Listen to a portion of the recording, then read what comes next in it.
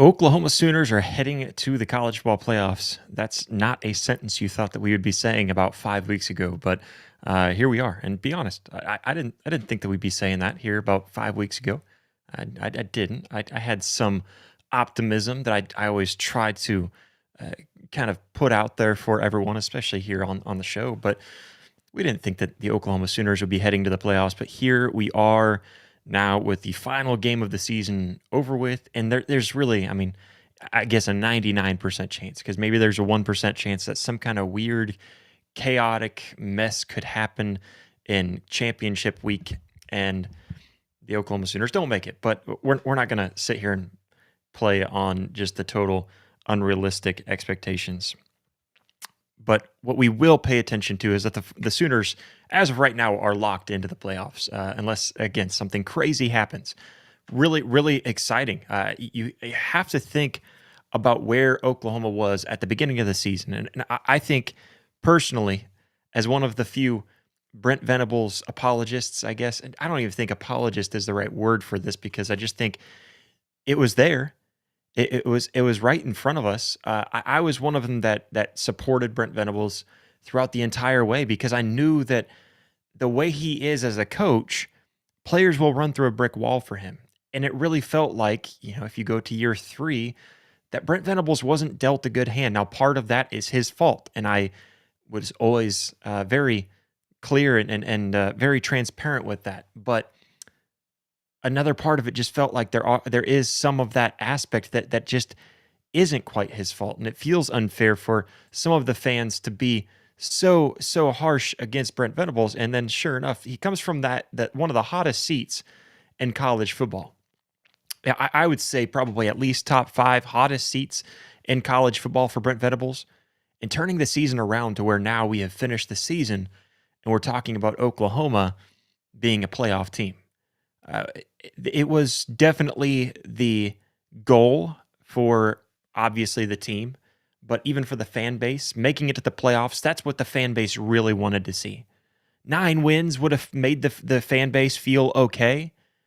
7 or 8 wins, you'd have a lot of split people. I think at 8 wins, you'd have a lot of fans saying, well, I don't know, I wouldn't go quite as harsh to say we got to fire him, but his seat is extremely hot. 7 wins, I think you'd have a little bit more saying that Brent Venables should be fired. And at 6 wins, obviously, I think most, even the program might be saying at this point that he should have been fired. But we get to that point, from that point to where we are now. And as Oklahoma fans, we get to look at this team and say, man, how did they make it here? Because it seems like that every win just seems improbable. And even wins that should be probable, even wins that should be there for the Oklahoma Sooners, don't come easy, even when they should. And that was a perfect example. The game that was played yesterday with Oklahoma didn't play pretty against LSU. Should have handled business against LSU. Should have been a double-digit win, but it wasn't. And there's a lot of factors that go into that. We can break that down here today, but first and foremost, hit that like button, hit that subscribe button. If you're watching anywhere other than YouTube, jump over to the YouTube channel real quick and hit that like button, hit that subscribe button. And, of course, if you want to help support the channel just a little bit further, become a member today. You can just click join next to our channel there, or click the link down in the description below. You can also scan that QR code that's on the screen if you are in a situation where you can scan it. But playoff bound, the Oklahoma Sooners. Again, it wasn't pretty. It wasn't pretty at all. And one more thing, too, I guess, if you want your chat to be read, make sure to leave a super chat. That's the best way for us to find your chat. Make sure that it gets read on the show. But Oklahoma should have won against LSU by double digits. I think it should have been a 10 to 14 point win at least to feel good about this team. And it would have kind of felt the same way that I was kind of explaining after the Alabama win, where no, not the Alabama win. It was after the Missouri win where, Chad and I were talking, and we were on here and we were talking about where Oklahoma sits. And I just said, with the offense doing just enough, why does it matter? Now, what we saw yesterday was not the offense doing enough, because what we saw yesterday was 3 interceptions, all stemming from one player. And you can try to give a little bit of some sort of excuse for it. There was wind. You had an offensive line that was kind of new. Huge shout out. You got Fabechi Wiwu stepping in big yesterday. Yeah, Jake Mikula being out. That was one thing. And then the way that Oklahoma responded, that offensive line responded, I thought that was the best the offensive line really looked all season, just without really looking back. It just felt like this feels like an offensive line that we can work with, where it really just felt like there was missing pieces somewhere throughout the entirety of the season. This week, it really felt like against LSU that this was an offensive line that felt like it was intact. But anyways, Oklahoma defeats LSU 17-13 in Norman to finish the regular season 10-2. Now, I will start the trend right now. I was wrong, guys. I predicted 8-4. I thought 10-2 was where Oklahoma could be. And we can go back and look at that if you really want to. But I believed that 10-2 is where Oklahoma could be. And I see that being a very real possibility with this Oklahoma team before the season started. But my prediction was 8-4, just because I just didn't have a whole lot of faith, a whole lot of confidence. And it feels like every single win that Oklahoma had, man, it felt just like that. It felt like, you just don't have confidence that they can do it, but they somehow pulled it out. And that entire season, that's exactly what this entire season felt like. We didn't have confidence that they would make it to 10-2. It really felt like they should be 8-4. Excuse me. But they just find a way. And now finishing the season 10-2, after going 2-6 a season ago in the SEC, 6-2 now here in the SEC in 2025. What a glorious season for Oklahoma football fans. The fan base, just relish in this moment right now that you get to say that your team has now locked their position. At number 8, I really don't see a crazy scenario where Oklahoma falls out. And we'll talk about some of the scenarios kind of breaking down next weekend. But anyways, just acknowledge where Oklahoma and this team is right now, because it just felt like the collective just heart attack during those first 3 quarters. It just felt like, well, here we are. We had the playoffs right in front of us, possibly hosting the playoffs right in front of us, and Oklahoma was down. And it felt like, I don't know how they're going to be able to come back, because they were sitting there just unable to get anything going on offense. And even when they did get something going, they just fell dead in rights. And you have a big play from Deion Burks to get to the end zone, and it's like, okay, hey, tied at 10, we can do something here. And then LSU, it felt like the turnovers fell at just such inopportune times. But regardless, it's huge. We're going to talk about all of it much more. Jump in that live chat. Again, Super Chats will be read live on the show. And Super Chats help support us here on the channel so much more and help us keep on growing. So we highly encourage that. All right, defense. Defense wins championships. And here's the narrative that keeps on going around by many media talking heads, is that Oklahoma should not be in the playoffs because their offense sucks. Who wants to see this team? And every single one of those would also say, I don't want my offense having to play that defense. I don't want to see my offense have to struggle against that defense. And here's my argument for that. Now, I feel a little bit less confident when the offense plays like they did yesterday.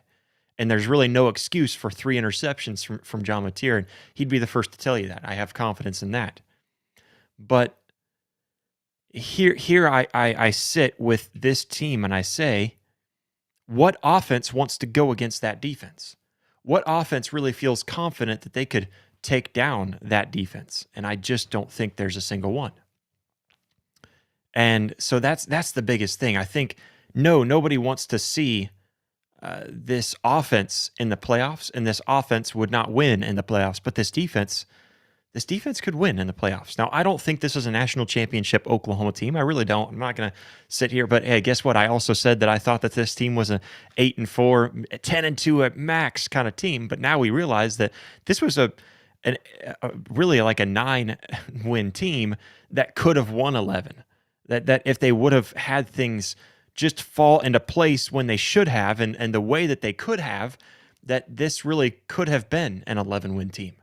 And so I don't think 12 was really on the table. That's a really tough thing to ask for in today's college football, unless you have easier Big Ten schedules, but we won't talk about that. I digress. But anyways, I think the turning point in this game, Oklahoma ends up winning 17-13, really starting off to, I'm sure we'll probably talk a little bit more about this, but the first interception puts Notre Dame, I saw the chat over here, puts LSU down inside the 5-yard line. And for whatever dumb reason they thought that they would pass the ball, I just thought that was dumb because I don't know why you would pass right down there instead of giving your run a chance inside the 5-yard line. But the quarterback rolls out and throws an interception on his first pass. Not a great look. So that felt like, okay, Oklahoma's in it. But that obviously wasn't the turning point because nothing happened on offense still. And that's kind of what I mean by a turning point. But with about 4:16 remaining in the game, trailing 13-10, John Mateer connected with Isaiah Satania for a 58-yard touchdown.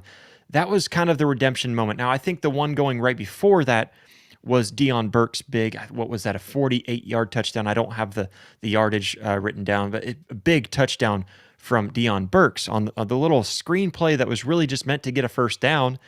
And it turns out to be just kick on the Jets and wide open middle of the field, and you take off going. But then down 13-10, when it really felt like Oklahoma is dead in the water. And if they don't score here, LSU is going to run that clock out as best they can. And we just don't see a way. If they don't score here on this drive, how does Oklahoma come away with this victory? And sure enough, finding Isaiah Satania, the sure guy, the guy that just, when you need a spark on offense, he just happens to be there. And I mean, if you have to pick an offensive player of the year, Isaiah Satania has to be that guy. Tied for second in receiving yards in the SEC. A guy that just when you need that spark, when you don't have any answers, he finds himself wide open. He finds himself over cheating by walking off from the sideline. That's total BS. But just finds himself out on the left side of the field wide open. Finds himself cutting across the middle of the field and just turns on the Jets and takes off. How many times throughout this season? I think at least 3 or 4 games where he has been that guy where it's just like, wow, okay, somehow we found something right there. And the offense is not doing well, but we know one guy is going to step up and make sure that this offense gets just enough to win, and that is Isaiah Satania. And so, that's the thing with this offense, is it's not good. I think with John Mateer, he's not played good, even in his better games. And what's funny is that he threw for over 300 yards against LSU. So that's crazy to think that this was one of his statistically better yardage games. But those 3 interceptions now blemish that game that could have been an amazing career game for John Mateer.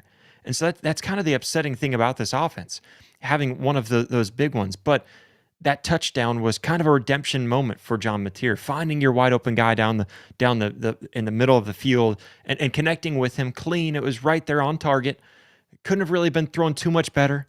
And they just find a way. After throwing 3 interceptions throughout this game, finding a way to deliver when your defense is relying on you the most.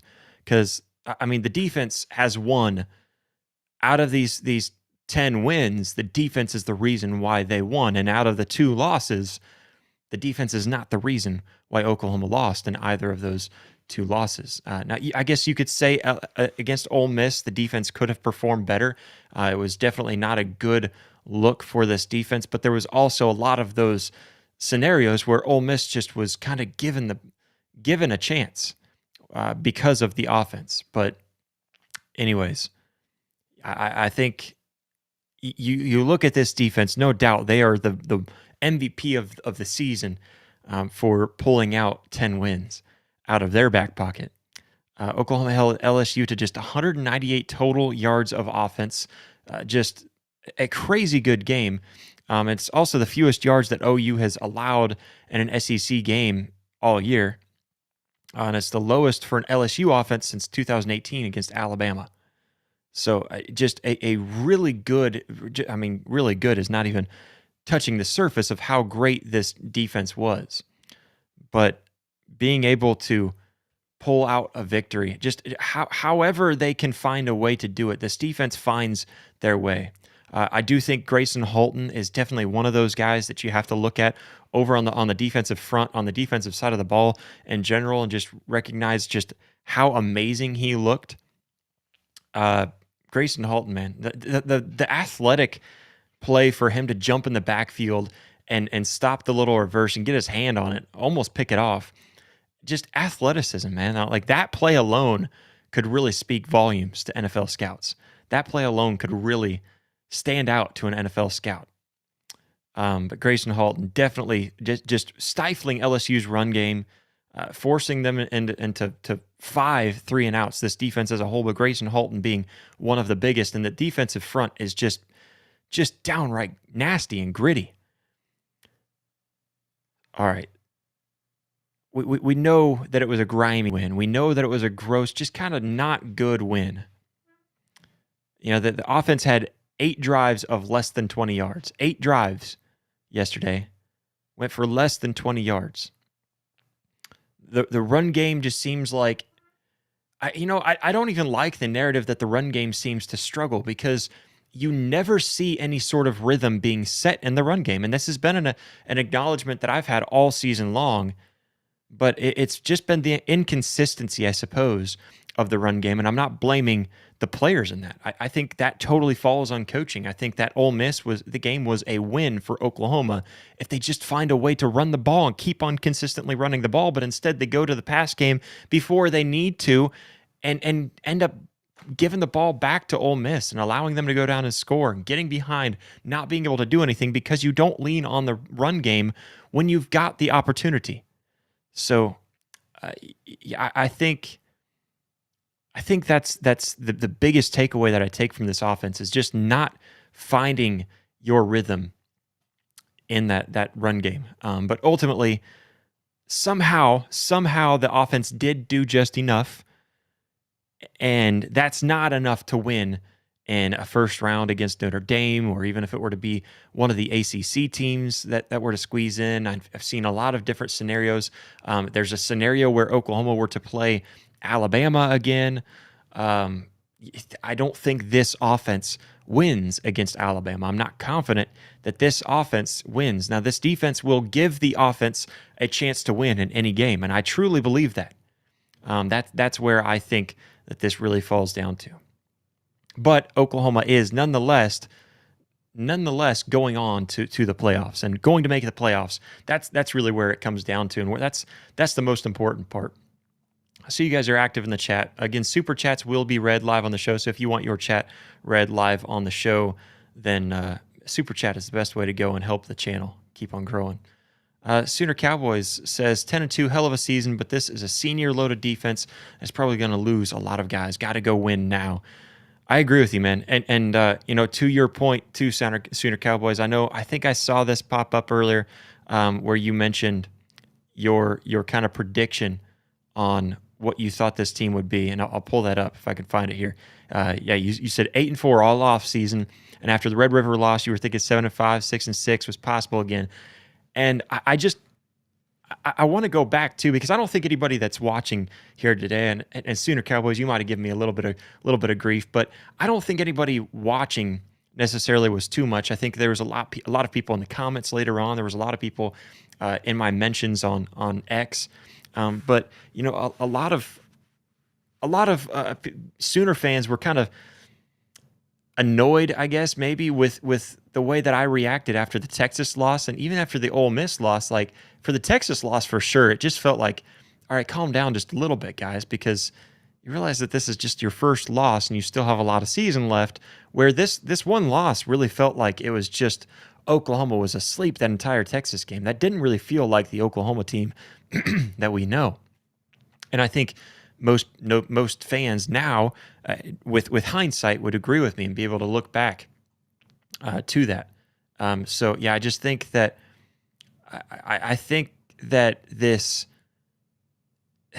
whole thing, this whole season has just felt like, I always lean on the side of, yes, there's a little bit of panic, but hold on before you start to throw all the panic out all at once. Even after the Ole Miss game, I came on here and said the same thing. I know Oklahoma lost, but there's just a few things that they got wrong that led to this loss. And you can look at that two different ways. I usually choose to look at it, I suppose, the more optimistic point of view, where I look at it more from the side of, for the Ole Miss loss, for example, all that they had to do was just run the ball. And some people say, yeah, but that's all they had to do, and they couldn't do it. They didn't run the ball when they needed to. So what would make you think that they're going to change their ways? And I say, I don't know that they will, but you know what? Even if Oklahoma plays like that, I think that there's room for improvement, that you can find wins out of that game. I think there's two ways of looking at it throughout the season, and it really does. There isn't really any one right way or wrong way. And I think, Sooner Cowboys, for example, I don't think it's wrong for you to look at a loss and say, look at all of these things that were wrong, therefore there's no way we win against this team or that team. And that's not a wrong way to look at it. But sometimes you just have to step back and just try to find your true gut feeling about the team. That's where I was this year, where I just felt like this team's too good. This defense is too good to sit here and lay down and take those two losses too hard. Now, even after the Ole Miss game, I was still thinking, like, 9-3 is on the table. And after the Tennessee game, you felt like, man, okay, 9-3 is definitely on the table. You beat Tennessee, but you're probably not going to beat Alabama in Tuscaloosa. But then once you beat Alabama in Tuscaloosa, all right, gloves are off. We're ready for this 10-2 season and making it to the college football playoffs, especially when the committee kept on kind of showing that they really believe that Oklahoma could be there, even from the first poll, when I think they came out at 12. So they're showing that Oklahoma can be there, that they can be a team in the playoffs. They just wanted to see them finish it out, and sure enough, they do. Yeah, it's just kind of crazy to see how everything has kind of fallen out for the Oklahoma Sooners this year. All right, Modern Day Caveman says, we seem to do better when we use our hurry up, no huddle play calling. I agree, and I even think that taking it a step further, when you don't substitute in that hurry up. They caught LSU once, and I'm trying to remember what that play was, but it didn't end up mattering anyways. They ended up having a big play, and so it didn't really matter. But they caught LSU once where you don't substitute. I kind of get frustrated with the offense substituting too much, because once you substitute, you then give the defense an opportunity to substitute, and taking away that hurry up option at all, because you're now not really able to hurry up and snap the ball. Instead, you don't substitute, and you can snap the ball and catch them while they're still substituting guys on and off the field. But I do agree. Hurry up just seems to be rolling really well, and it seems like they find a way on those plays, for sure. I agree with you. What is up, Mars? He's in the chat. He says 10-2 was my prediction. You guessed it right. I was wrong. So I'll be the first to admit it. I was wrong. But it's just that I didn't really know how to view this team. You know, it was like I think this team could be good enough, but then I kept on thinking of this offense beforehand, and I kept on thinking I don't think that this offense is good enough to really win 10 games. And even after the Michigan game, I started to think, all right, never mind. I kind of think that this offense could be good enough. And then the Texas game happened, and of course, a lot of things led into that. But I started to kind of view a little bit more on that side of 10-2 is in the realm. The more that you watch this defense, I think that's where you start to find confidence in this team. It's not that you think that the offense can score enough, because that's definitely not the case ever. But when you watch this defense, it's just that you know that this defense is good enough to force the improbable mistakes. And so I think that there's some good things to look at with this defense all season that I just kept on finding a sliver of hope and a sliver of extra confidence within that defense. And sure enough, here we are sitting here after the season and talking about a playoff berth. Stacey's in the chat. She says, "As my prediction to Mars, I was called a sunshine pumper, then took the mantra. I will be the sunshine pumper if it means I believe in my team." Yeah, Stacey was right, and she kept on telling me. I was like, I don't know. I think 10-2 is there. I'm not disagreeing with you, but I just don't know. I just don't know that it's actually going to come to fruition or not. So, no, just absolutely. I mean, it was anyone who predicted 10-2. I think there was a lot of things that you just overlooked, and you just said, screw it. You know, I'm going with my team. You know, I'm going with, and there's no hate at all for that. Bishop's in the chat. What is up, Bishop? He says, number one. Oh, you fire. Hard to kill, too, man. Hard to kill. Stacy says, fact check, we are one of the highest rated TV games. So I think a lot of people want to see it. Oh, yeah. Talking to nobody wants to see Oklahoma in the playoffs. Yeah, a lot of people don't want to see Oklahoma in the playoffs, but the reason is because a lot of people don't remember what those, I mean, I guess 90s, like if you go back and watch 90s football, I remember sitting down and watching 90s football with my dad and just watching some of the replays and stuff of what, because I was too young to remember a lot of those days. But many of you might remember some of the 90s football where it was just gritty and the defense found ways. It was never anybody talking about, is this offense good enough to win? Back in the 90s, I would even say in the early 2000s up to about the 2010s is about where it really changed, where offenses started to become more prevalent to the game. But, like 90s and into the 2000s, it was all about the defense. And everyone always talked about, I think Alabama's going to win because their defense is the best in the nation. Back in Nebraska's heyday, that Nebraska was going to win because of their defense. Oklahoma was the same way. There's a lot of teams that you can look back on, the historic teams, and they won because their defense was just so much tougher and so much grittier and so much better than any other offense that could go against them. So it's just it is crazy to think that Oklahoma couldn't win with the defense that they have. I think it's crazy. We'll get to some of the seeding and stuff too. See here. Trying to go through and see who else is commenting here in the chat. Again, super chats will be read on the show. So if you want to make sure that your chat is read, that's the best way to do it. I see Travis says, I like our chances against Notre Dame. I do too. And I saw some of you guys talking about Jeremiah Love. I don't care who their running back is. I just don't find I don't find any team that leans and relies so much on the run game. I don't find any one of those teams. Missouri was one of them. I don't find them intimidating to this Oklahoma defense. If you're going to lean and rely so much on the run game, you're not going to get past Oklahoma. You're going to have to be able to pass the ball really well, and you're going to have to be a balanced offense. The reason why Ole Miss did so well is that they were balanced. They might have been the most balanced team going against Oklahoma that Oklahoma faced all season long. and that's the reason why they won. And I don't think you could say the same about Texas. I think Texas just found Oklahoma at their lowest of lows this season. No discredit to what Texas did. Their defense was stifling. Their defense was just dominant, and that's why.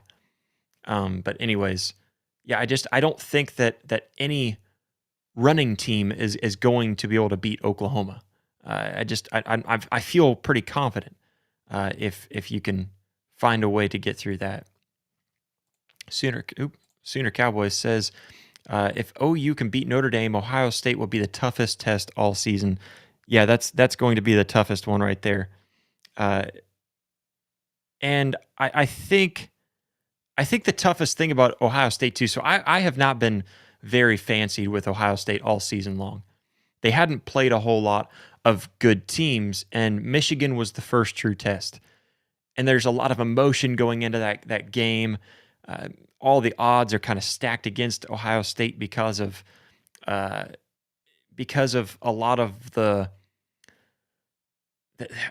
narrative around Ohio State can't beat Michigan. The way that Ohio State played yesterday definitely impressed me, and now I'm on board 100%. And I never was like against putting Ohio State number one. I just don't see how you put anyone else at number one. But now I'm fully on board with Ohio State at number one. It's just all season, it just didn't feel to me like there was a real dominant sense about this team, but they didn't have to be. And so I was leery about them, but I wasn't counting them out at all by any means. So anyways, Ohio State, the way that they dominated Michigan yesterday in the Big House, didn't really feel like the Big House because there was a lot of red swarming around Ann Arbor, Michigan. But they took care of business, and that's definitely the number one team. That'll be the toughest test for Oklahoma. With where they sit, they would have to go against the winner of Ohio State and Indiana, which, man, awesome to see too. Indiana undefeated season. There's just a lot of really cool stories about college football this season. Anyways, looking at the playoff picture for Oklahoma, can Norman host the first round? So currently Oklahoma sits at number 8 in the rankings. And so obviously with this scenario, a win was mandatory to make it in. A loss would have probably most likely dropped them out of the college football playoffs. And absolutely, even with a lot of chaos happening where they still made it in at 9-3, then they weren't going to host the first round at all. So this 10-2 record, it's going to lock them into the playoffs, but I don't know about hosting. At this point, I think you needed a couple of things to happen. I think you would have needed Oregon to lose maybe to USC a couple weekends ago. In order for that to have happened, I think you would have needed something else kind of crazy to happen. I think like if the Iron Bowl would have fell through the way that it looked like it could have been there for a little bit, if Auburn would have come out of that thing with a victory, I think Oklahoma would have been kind of locked in where they would have had their opportunity, because if Auburn would have won, then it would have been Ole Miss, Georgia in the SEC championship game. Therefore, Alabama stays ranked below Oklahoma at that point, and probably out of the playoffs. So with an Auburn win yesterday, that would have locked Oklahoma in. Now the biggest thing that we face now is that you have Georgia, Alabama in the SEC championship game. If Alabama were to win, Alabama would jump Oklahoma in the rankings, I believe, and bump Oklahoma down, because then Georgia would still stay ranked ahead of Oklahoma in the rankings, pushing Oklahoma just outside of that hosting territory. So that's kind of where you stand with the seeding and how it could all fall out. So I think Oklahoma's best chance, you could cheer for maybe BYU to beat Texas Tech, but that could also possibly really not help Oklahoma. I don't think it would help Oklahoma at all. I think, if anything, that would put BYU and just jump them up above Oklahoma and replace Texas Tech in that, so it wouldn't move Oklahoma down. That one I don't think really helps Oklahoma much at all. But I think the only way that you really feel confident is if Georgia just beats Alabama. So I think Georgia beating Alabama is the only way that Oklahoma stays. And I'm thinking of everything else. So in the Big Ten, you've got Ohio State, Indiana. As long as that's a close game, I think they stay at number 1 and 2. Regardless of who wins, they just swap places if Indiana were to win. And if Ohio State were to win, as long as it's close, I think that would just stay right there at number 1 and 2. Now, for the SEC, like I mentioned, if Bama were to win, I think Oklahoma drops out of the hosting spot there at number 8. I think they would be bumped down, and then Georgia, kind of also kind of being bumped down a little bit, but still up in that top 8 position.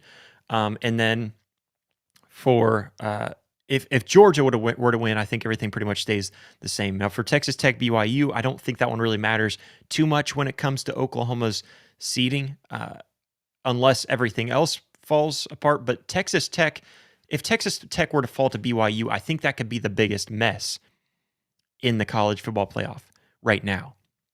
Because if BYU were to win, they would be locked in to the college football playoffs. But then do you drop Texas Tech out, then punishing a team for losing their conference championship? I don't know about that. And who are you going to drop out in BYU's stead?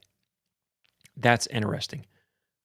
Jumping over to the ACC, this one gets really interesting. So the ACC, because they have a really dumb tie-breaking system, for whatever reason, instead of Miami making it, who is 10-2 on the season, ranked number 12, I believe, in the college football playoff, instead of them making it into the ACC championship game against Virginia, it's now going to be Duke, 7-5 Duke, going against Virginia. Now, if Duke were to somehow pull it out and win against Virginia, you've got a 7-5 Duke team that now just made the college football playoff. Make that make sense. Now, if that were to happen and you get Duke into the college football playoff because of the auto bid, now what do you do with Miami? Does Miami now drop out? This becomes a big mess. And this is why, I mean, the ACC has made this mess for themselves because their tie-breaking system is ridiculous. It should be your conference record, then your overall record, then your college football playoff ranking.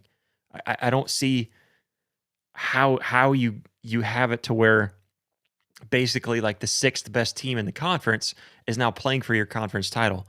Just shows that conference titles really don't mean much. And honestly, I prefer not to make it to the college to your conference championship game ultimately, because if you lose, does that go against you? Texas BYU, for example, in that scenario. Okay, so let's say that the right things were to happen where BYU would have jumped up, but because they lost in the Big 12 championship, they get dropped out.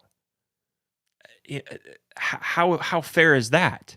Or if BYU were to win the Big 12 championship, do they go in, but then you don't know who else that you could replace to keep Texas Tech in, so you drop Texas Tech out because they lost the Big 12 championship? I don't think that's fair either.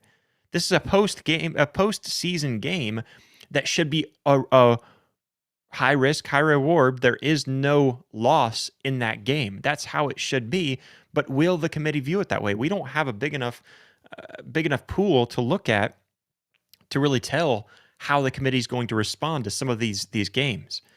If Alabama loses in the SEC championship game, are they out? I don't know. They're sitting there with 3 losses on the season, but it's tough. I don't know how all of this shakes out, and I think a lot of it's going to kind of be. It's going to be very hectic depending on how the committee views a lot of these conference championship games. But ultimately, there are a lot of ways that Oklahoma could move out of that number 8 spot. I don't think they move up at all. I think they're either at number 8 or they're number 9. I think number 8, number 9, that's where they're going to be sitting at. And man, it would just be very sweet to be able to go to Norman and be able to host a team. Notre Dame would be a really fun matchup, although I don't think Notre Dame deserves to be in the college football playoffs. And I would love for Oklahoma to be the team to prove that they didn't deserve to be there, because everyone's saying that Oklahoma doesn't deserve to be in the playoffs.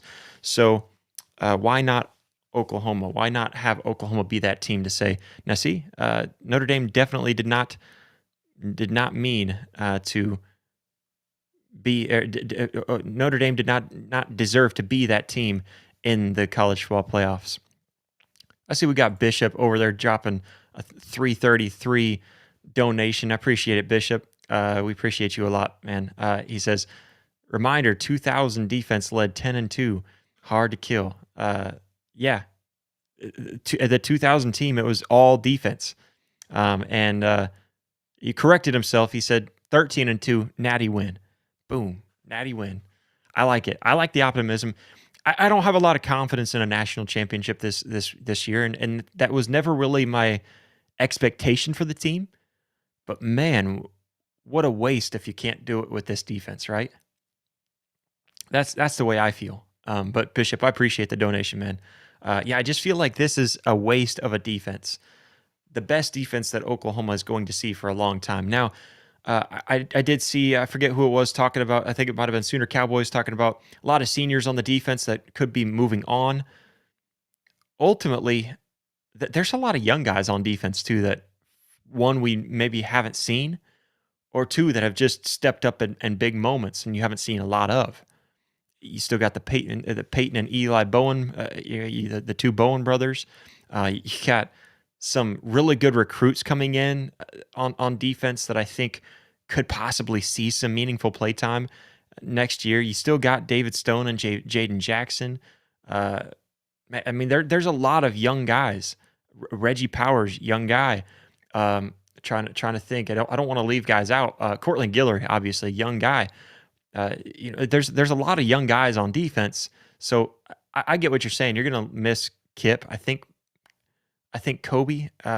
Correct me if I'm wrong. Maybe Kobe. Anyways, yeah, I think there's a lot of young guys that you can look at over on that defense too that are going to stick around.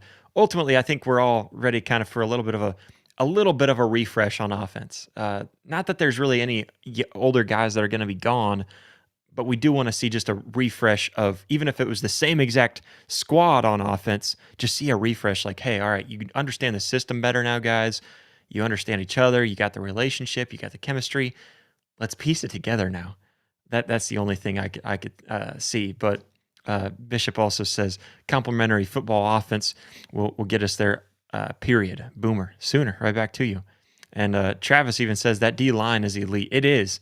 The D-line is the best in the nation. You tell me one D-line that is better. I'm not saying comparable. I'm saying better than Oklahoma's. It's elite. It's an amazing defense. Does so well. Anyways, and playoffs are locked in. We're in. You know, we were kind of teasing, saying you win, you're in. Kind of want to go down through some quick stats. Obviously, 17-13. Oklahoma's 10-2 now. It was 393 total yards of offense to LSU's 198. It was the first win for Oklahoma here in the last few wins where they've been ahead on the stat sheet in that regard. It was a very crappy stat sheet overall when it comes to just the turnovers in particular. Anyways, you had the key plays with Mateer to Burks and then Mateer to Satania, all there kind of late in the game. What else can we say? The Sooners are heading to the college football playoffs, and you couldn't have told me that we'd be saying that at the beginning of the year. As optimistic as I was on this team, you could not have convinced me that Oklahoma was going to make it to the playoffs. I had a weird, sneaky suspicion that, man, I feel 10-2 is in the table for this Oklahoma team, and 10-2 gets any SEC team in. Now, that might not be the case because 10-2 Vanderbilt might not get in, and that does feel kind of, man, atrocious. But yeah, I will throw Stacy's comment. She says Kevin Wilson is good. Even Travis saying, I think the addition of Kevin Wilson was a great idea. If you want anyone to,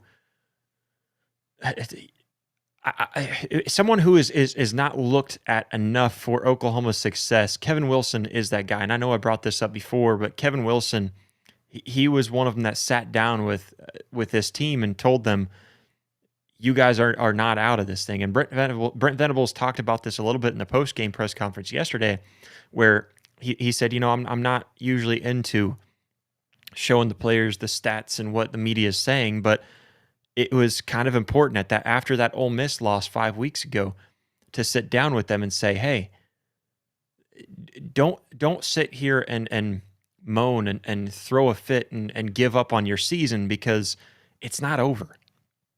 You still have a chance to run the tape and make your name be known and make this team go down in history as the team that did not give up, the team that got 2 losses that they shouldn't have lost, and found a way to fight. When your backs were against the wall, you found a way to come out and win those last games to put Oklahoma in the playoffs. I think Kevin Wilson is a big part of that. Kevin Wilson's one of those guys that really stepped up and led this team to what they were this season, no doubt. He's a kind of a hidden character behind the scenes, being an analyst, but definitely deserves more credit for maybe hyping this team up and helping them into what they were. Anyways, yeah, I apologize. I'm kind of stumbling and stammering over my words now, but getting towards the end of the show. That's how we usually are, right? Oski Sooner, he says, hopefully Kevin Wilson stays for a long time. I agree. And then Bishop, he says 4-0, fire tested, built, hard to kill, period. Yeah, I mean, this was a team. What a cool narrative for them to have set out for themselves. They created that before, I believe, before the Tennessee game, the hard to kill. So, hard to kill, and then you beat Tennessee, you beat Alabama, both on the road, then you beat Missouri, and even when LSU pushed you up against the wall, you found a way to fight back and win that game. This team truly is hard to kill, but man, what an exciting, what a fun season to be able to watch for the Oklahoma Sooners. It has truly been a special one. It has been one that has just been a memorable one for sure. And if they're able to host a college football playoff game, man, how fun will it be to hear the Palace rocking there for a playoff game? One that you can't miss. I mean, that literally is a once in a lifetime type of thing. Now, maybe it's not, but ultimately, I mean, you don't necessarily particularly want your team to be like the hosting team, because you'd rather just be up there like so good that you got that first round bye. But I like not having the bye. It's truly a battle-tested Oklahoma team that has a lot left ahead of them. I don't know how far they will make it, but we will definitely be touching up and keeping up with this team, because, man, they are #hard to kill. I appreciate everybody so much for tuning in. Make sure to hit that like button, hit that subscribe button. If you want to help support the channel just a little bit further, you can become a member today for as low as $2.99 a month. Just click join. Click that link down in the description below, or scan the QR code there on screen. We appreciate everybody so much for tuning in. We'll catch you next time. Oklahoma Sooners ahead of the college football playoffs.